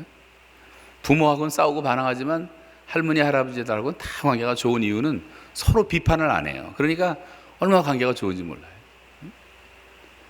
그러니까 손주들을 주일날 봐주면서 주일학교 부흥시킬 수 있고 부모들은 편안하게 예배드리도록 해서 부모들이 그 신앙의 침체를 겪지 않도록 도와줄 수도 있고, 주일학교 부흥도 노인들에게 다 달려있다고도 볼 수 있어요. 정 할 일 없는 사람들은 요즘에 한국에서는 컴퓨터 잘하고 인터넷 막 노인들이 얼마나 잘하는지 몰라요. 할 일 없으면 그거 배워가고 제일 바람이 많은 사람들이 노인들이에요. 한국에서는 지금 여러분 다 들었듯이. 왜 바람 나는 줄 아세요? 한번 이름 두들기면 몇 초 만에 초등학교 동창 다 떠요. 유치원 동창도 다 떠요. 그 친구들 만나면 50년, 60년 만에 만나도 야, 나 뭐 야자하고 하다 보니까 친해지고 그래서 바람이 난다는 거예요. 한국에서. 그런 쓸데없는 짓 하지 말고 주님을 위해서 일할 수 있도록 기회를 열어주면 그 실력 가지고 컴퓨터에 한 10만 명 다 들어가서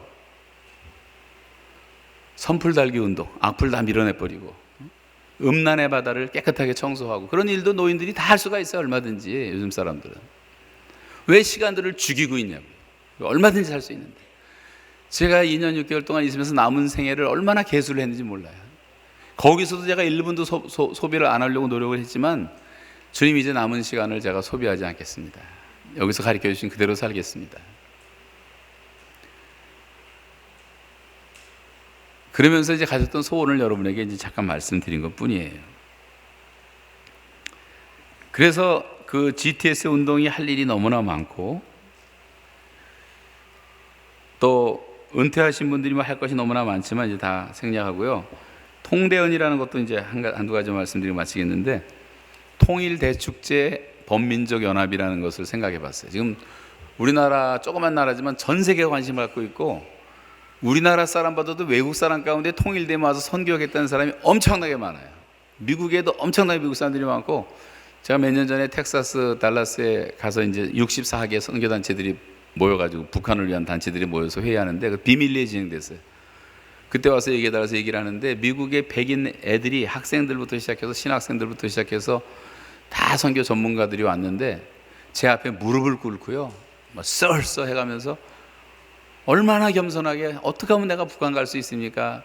북한에 가서 선교할 수 있도록 도와주세요. 막 제가 깜짝 놀랐어요. 완전 그 백인들이 그렇게 사모할 수가 없더라고요.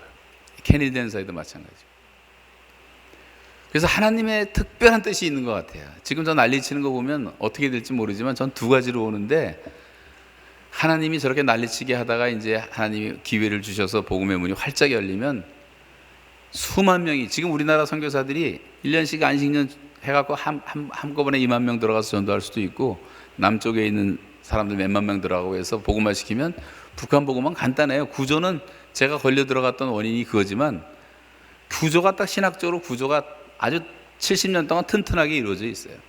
만약에 남한이 하나님 앞에 회개하고 돌아서지 못한다면, 남한은 고사하고 남한의 교회들, 목회자들이 정말 회개하지 않는다면 하나님의 의가 심판으로 나타나는 것이기 때문에, 북한을 몽둥이로 사용하시기로 결정하면 전쟁이 일어나는 거예요. 그건 김정은이가 일으키는 게 아니에요. 하나님이 허락하셔야지 일어나는 것이기 때문에. 전쟁은 여호와께 속한 것이니까. 그러나 정말 남한에서 우리들이 정말 깨어서 기도하고 해동포들이 다시 역으로 복음의 운동을 일으키고, 그러면 하나님이 한 번 다시 기회를 주신다면 정말 역사상 대부흥이 한번 일어날 수 있는 그런 기회도 찾아올 줄로 믿습니다. 그래서 우리나라를 마지막 제사장 국가로 만들기 위해서 하나님이 주시는 시련인 것 같아요. 이것을 잘 극복해. 지금 전 세계 텔레비를 통해서 이게 다 나와 있기 때문에 이제 우리에게 그게 넘어온 거예요. 이제 우리가 얼만큼 기도하느냐, 얼만큼 하나님을 막아서서 외치고 부르짖고 기도하고, 옛날에 그 좋았던 영적인 청춘들을 다시 회복하고, 개교주의, 교파주의 그런 죄 다 회개하고, 교파가 찢어질 것도 없을 정도로 망가져갖고 세계의 망신을 당하고, 목사들이 수없이 부끄러움과 망신을 당하고 있음에도 불구하고 아직도 천리만피 같은 사람들이 많고, 그렇다면 평신도들은 말할 것도 없지 않겠어요? 기독교 천만이라는데 세상은 변하지 않고. 그런 의미에서 우리가 할 일이 너무나 많다는 생각을 하게 됐습니다.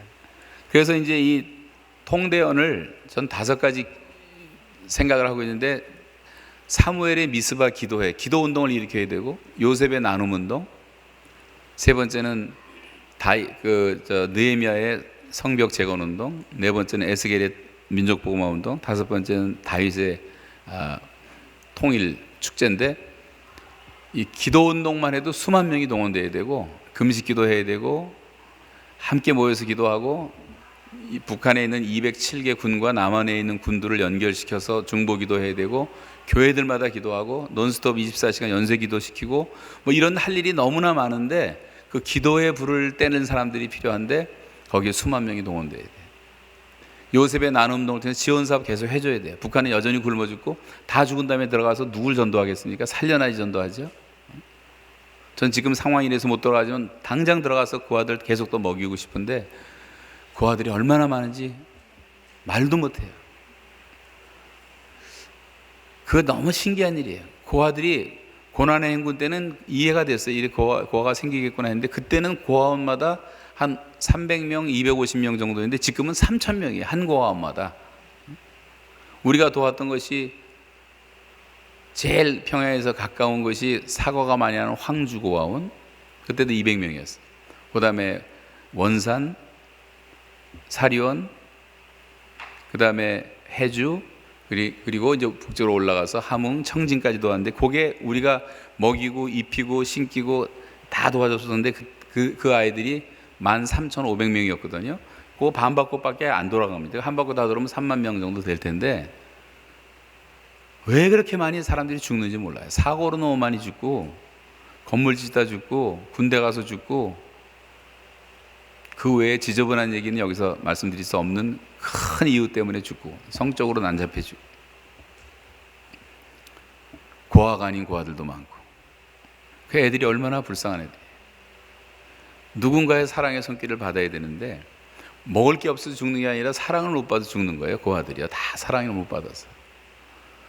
그런 일도 할 것이 너무나 많고, 양식을 나눠주고, 농촌 지원해야 되고, 기술도 가르쳐줘야 되고, 교육사업도 해야 되고, 그런 지원사업도 활발하게 벌려줘야 돼요. 누군가 문을 열고 들어가 개방을 시켜야지 인포메이션이 들어가니까 사람들이 변할 수밖에 없는 거 아니에요. 지금 다 닫아놓고 있으니까 아무도 들어가지 못하고. 그리고 느헤미야의 성벽 재건운동처럼 무너진 개인과 가정과 교회와 사회와 국가의 기경을 바로잡아야 돼요. 여러분, 이사야서에 보시면 우리의 인생 성벽이 하나님의 손안에 있다는 말씀이 있는 것처럼, 여러분의 인생 성벽이 견고한가를 살펴보셔야 돼요. 내 인생 성벽에 금이 간 것이 없는가, 구멍 뚫린 것이 없는가, 곰팡이 낀 것은 없는가. 인생들이 지금 불안한 인생을 많이 살고 있고, 가정들도 다 금이 가고 있고, 사회가 붕괴돼 가고 있고, 국가의 기강이 잘못돼 가고 있는데 우리부터 먼저 고쳐야 돼요. 성벽을 재건하고 튼튼하게 방비하고 그 다음에 주님의 일을 해야 되지 않겠어요? 그런 운동도 수천 명이 일으켜야 되고, 그리고 민족 보고마 운동이라는 것은 뭐 너무 크니까 이제 생략을 하고, 뿐만 아니라 다윗의 통일 축제 같은 것은 이제 통일을 위한 교류가 시작돼야 되는데, 우리가 그냥 사람들이 쉽게 할 수 있는 뭐 남북 걷기 운동 10,000명씩 모여서 걷는다든가, 자전거 타기 대회, 뭐 통일 축제로 뭐 통일 음악회, 통일 축구 대회 뭐 다 만들 수 있어요. 이들 교류하게 만들어준 역할을 하는데, 지금 해외 동포들이 해야 될 가장 중요한 일이 북과 남의 평화의 중재자가 되는 거예요. 에스겔 37장에서 하나님께서 요구하시는 내 손에서 하나가 되리라고 말씀하셨지만 내 손에서 하나가 되리라고 다시 말씀하십니다. 우리들이 할 역할이 있는데 그 가장 중요한 역할을 750만 해외 동포들이 할 수가 있는 거예요. 그리고 해외 동포들에 대해서는 다 열려있어요. 양쪽이 다 열려있어요. 그래서 그 일을 하자는 거예요. 세계적으로 조직을 해가지고. 그래서 군소하게 여러 가지 잡다한 것들이 많이 생겨서 이념 갈등, 뭐가 대한민국은 너무 복잡하고 너무 시끄럽고 너무 어지럽고, 이런 것들을 정리할 필요가 있어요. 그래서 컨트롤 타워 같은 게 하나 나타나서 존경받는 그런 위대한 사람들, 지도자로 다 서가지고 그런 일을 해서 이제 남북한 다 알도록, 해외 동포 다 알도록 공식적으로 할 필요가 있어요. 그러면서 통일운동을 우리가 적극적으로 할 필요가 있다고 생각이 되어졌습니다. 학교가 운동은 어느 날 갑자기 기도하는데 학교가 이게 말이 제 입에서 나와요. 그래서 학교와 교회와 가정이다. 학교가 죽었다. 학교를 살리고 아이들 교육을 살려야 된다. 지금 학교가 죽었다는 책도 많이 나왔지만 실제로 죽어 있어요. 미국에 이미 홈스쿨 100만 명은 넘은 지가 수년이 지났습니다.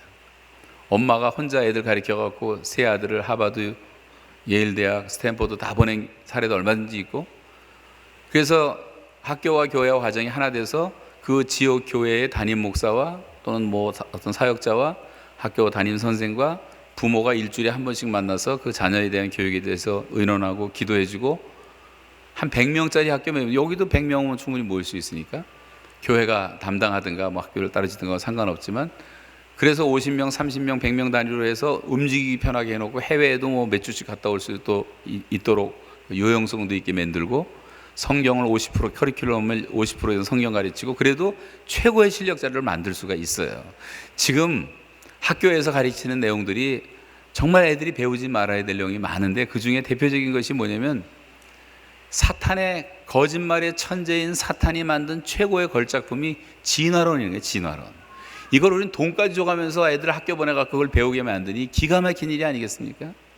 왜 쓸데없는 것을 배우도록 놔두란 말이에요.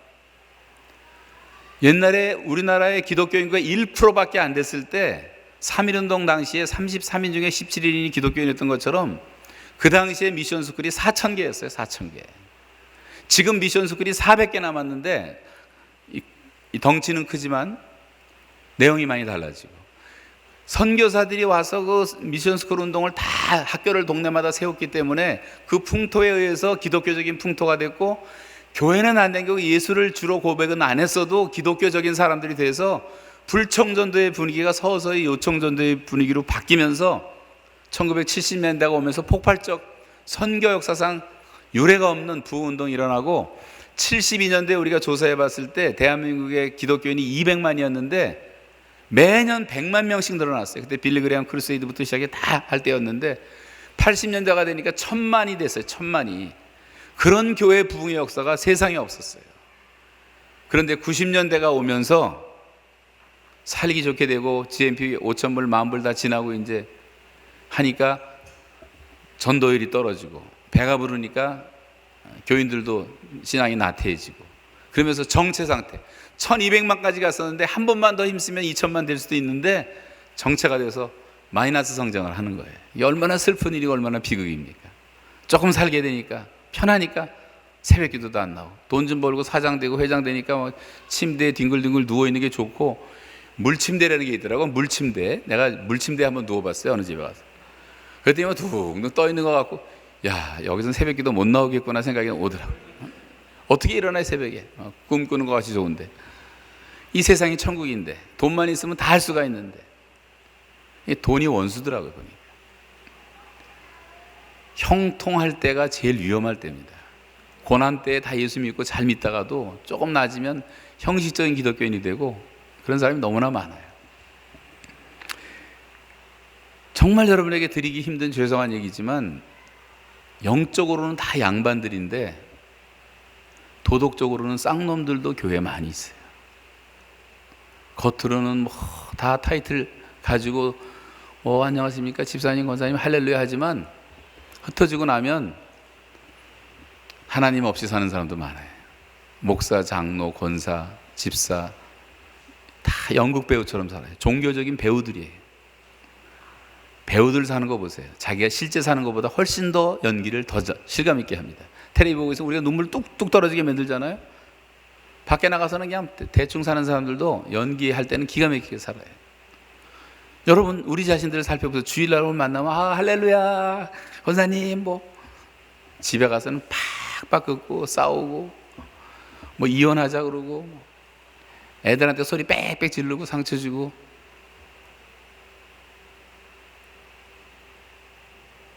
개가 먹은 것을 토하고 토한 것을 또 먹는 것처럼, 돼지가 씻겨놓으면 또 시궁창에 들어가는 것처럼 회개했던 죄를 또다시 불러들이고 또 죄를 짓고 또 넘어지고, 그렇게 살아가는 우리의 모습들도 얼마나 많이 있습니까? 세상과 타협하면서 애들한테도 뭐든지 명품 그런 거 좋아하고 다 세상을 따라가는 게 너무나 많은 것 같아요. 우리가 보면 노아 시대의 사람하고 다른 게 뭐가 있습니까? 먹고 마시고 사고 팔고 집을 짓고 시집가고 장가가고 있으면서 홍수가 나서 멸하는 시간까지도 깨닫지 못하더라 그랬어요. 일상생활에 너무 취해가지고 영적인 삶이 다 죽어버린 거예요. 그러면서 타이틀만 있어가지고 나는 잘 믿는다고 생각하고, 우리 교회는 부족함이 없다고 생각하고, 설교 못하는 사람이 요즘 어디 있겠습니까? 인터넷에 써 있는 게 다 설교인데. 그래서 저는 성경 교육을 좀 많이 시켰습니다, 애들. 그러면 앞으로 20, 30년 내다보면 우리 민족이 바뀝니다. 영적 기상도가 바뀌고, 지금 늦었지만 더 늦기 전에 아이들을 살려야 돼요. 아이들을 어릴수록 대학생도 늦고 고등학생, 중학생도 늦어요. 지금 초등학교 유치원 애들부터 살려놔야 돼요. 근데 전도사들도 보면 다 초등학교에서 잘하다 자기는 애들을 위해서 사명이 있다고 말하는 사람들까지도 다 기회가 되면 담임 목사 하려고 그러고 다 어른들만 관계. 어른들은 생산품이고 애들은 소모품으로 생각을 해요. 다 사고방식이 비즈니스화 돼가지고, 어른들은 헌금도 갖다 내고 청소도 하고 교통정리도 하니까 눈에 보이는 거. 그 하나님이 보시는 어른들은 반쪽에 이미 다 살았어요. 반쪽아리밖에 안 돼요. 아이들은 온전히 바칠 수가 있어요. 3명 전도하고 와서 물어보니까 몇 명 전도냐 했더니 2병 반 전도했습니다. 누가 보고했어요. 그러니까 목사님이 어른 2명하고 애들 1명 했군요. 그랬더니 거꾸로 한 거예요. 거꾸로. 애들 2명하고 어른 하나 했습니다. 그게 바른 거지. 어른이 반쪽밖에 안 돼요. 근데 우리는 다 상업화 돼가지고 생각이, 애들은 다 소모품이에요. 야, 뭔들 다 사줘야 되고 없어져야 책상 망가뜨리고 속상하고, 관심도 안 갖고 주일학교 몇 명 나오는지도 모르고, 주일학교 선생들이 뭐 하는지, 전도사들이 굶는지 안 굶는지도 모르고, 오직 담임 목사님만 바라보고 살고. 정상이 아니에요. 하나님이 보시는 눈으로 볼 줄 알고 젊은이들을 선호할 줄 알고. 저는 한 것도 없지만 젊은이들을 좀 사랑하자 했더니 우리 교회에서 젊은이들이 많아졌어요. 지금 청년 대학생들만 2,000명이 육박을 해요. 3개의 교회를 세웠어요. 청년들이 넘쳐나고, 우리 김봉성 목사님이 그 엄청난 일을 하다 일로 와서 제가 있으면 못 가게 했을 텐데 하나님이 이 교회에 보내기 축복인 줄로 믿습니다. 제가 좀 자랑하는 게 아니고 목사님이 또 다 보시는 눈이 있으니까 그러신 건데, 너무 감사하고 지구촌 교회가 이제 크게 부흥할 줄로 믿고, 또 청년 운동도 일으켜야 돼요. 일으켜야 되고, 어릴수록 더 중요한데 주일학교. 저는 우리 교회에서 젊은이들이 많은 게 얼마나 좋은지 모르고 작년에 1년 내내 매주일 결혼했대요. 와보니까 다 결혼했어요. 애들이 뭐 질비해갖고 영화보실 2개 꽉꽉 차서 넘쳐가고 복도에 꽉 차고 그게 좋지요. 할머니들만 이게 돌아다니고 성가대에서 오줌 싸면서 막 성가대 부르고 서양교회 형편이 지금 그러거든요. 그게 어떻게 살아있는 교회라고 할 수가 있겠습니까? 교회는 만민이 기도하는 집이 되길 하나님이 원하세요. 저는 모든 교회가 주일날이 아니라 주중에도 다 오픈해서 누구든지 지나가다가 교회 와서 기도하게 하고, 우리 교회가 항상 내 옆에 있는 건 아니니까 직장 옆에, 학교 옆에 지나가면서 또 하이웨이 지나가다가 이 교회 생각날 때 잠깐 들어서 기도하고, 항상 기도의 불이 끊이지 않도록 기도하는 운동이 다시 일어나야 돼요. 성경 들고 다니는 운동이 일어나야 돼요.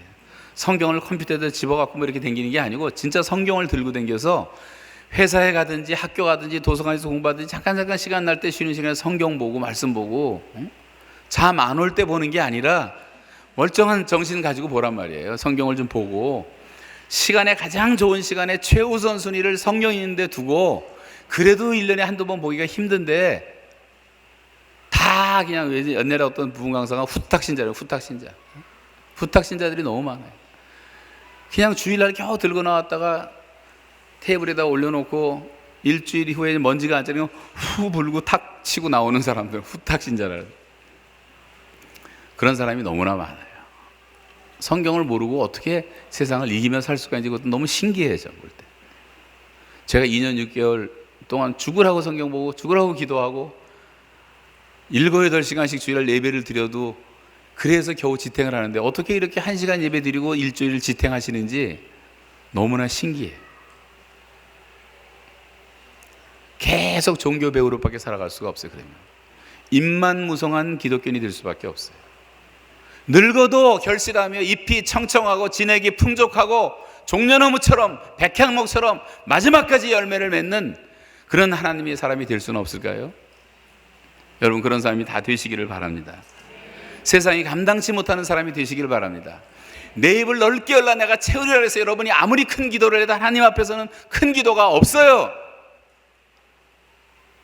하나님을 하나님답게 대접하고 하나님으로 믿어줘야지. 이거 하나님이 부담스럽지 아니하실까? 70억이 기도하면 하나님이 어떻게 그걸 골치 아프게 다 들어주실까? 꼭 자기 같은 생각만 하고 있어요. 전능자 앞에서 우리가 하나님을 기쁘게 해드리는 사람들께 살아야 됩니다. 예수님이 오죽하면 아무런 단서를 붙이지 않고 무엇이든지 원하는 대로 구하라 그랬잖아요. 내 믿음대로 되리라 그랬잖아요. 할 수 있거든이 무슨 말이냐? 믿는 자에게는 능치 못한 일이 없다고 말씀하셨잖아요. 그걸 믿자는 말이에요. 여러분, 믿음의 눈을 다시 한번 여시기를 바랍니다. 지금 여러분 가운데 고난 가운데 계신 분이 계시다면 이제 곧 울음이 깃든 저녁이 끝나고 정말 기쁨의 아침을 하나님이 보내줄 것을 믿음으로 기대하시기 바랍니다. 요즘 모든 것이 잘 나가고 건강하고 형통하고 자녀들이 잘 되고 회사가 부흥되고 잘 나가는 사람이 있다면 더욱더 조심하셔야 돼요. 더욱더 몇 배 더 깨어서 기도하지 않은 걸 지킬 수가 없어요.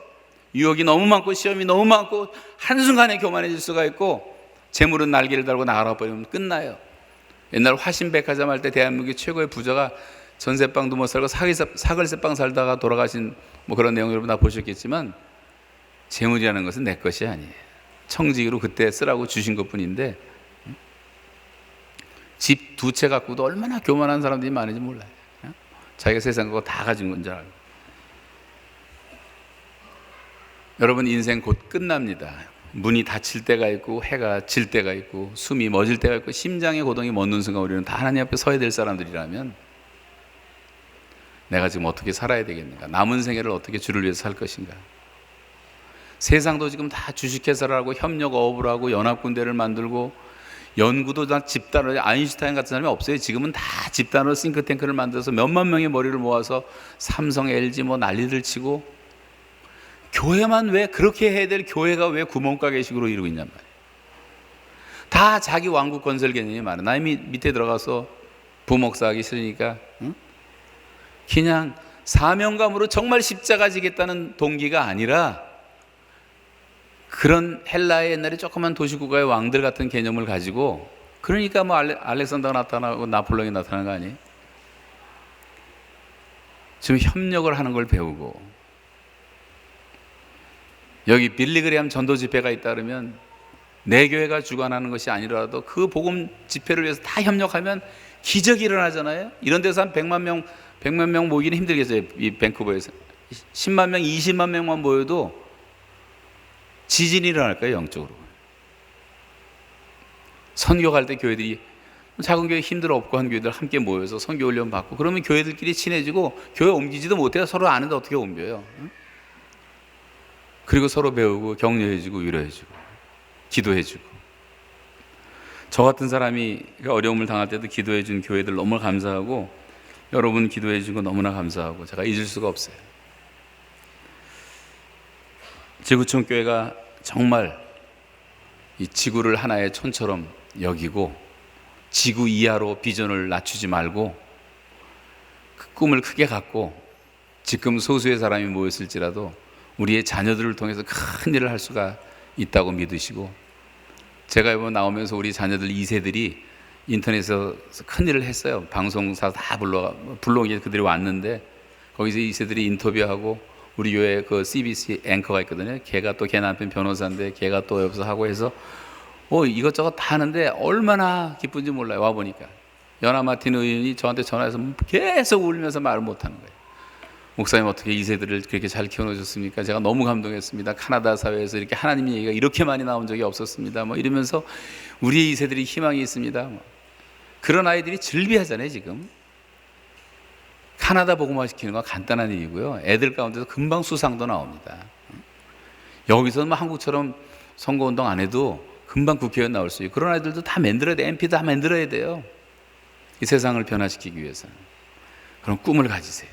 구멍가게 하다 간다고 생각하지, 세탁소 하다 간다고 생각하지 마시고, 지금 우리가 희생의 세대지만 조금 더 수고하시면 하나님이 큰 일을 하실 줄 믿고 좀 꿈을 갖고 같이 살았으면 좋겠습니다.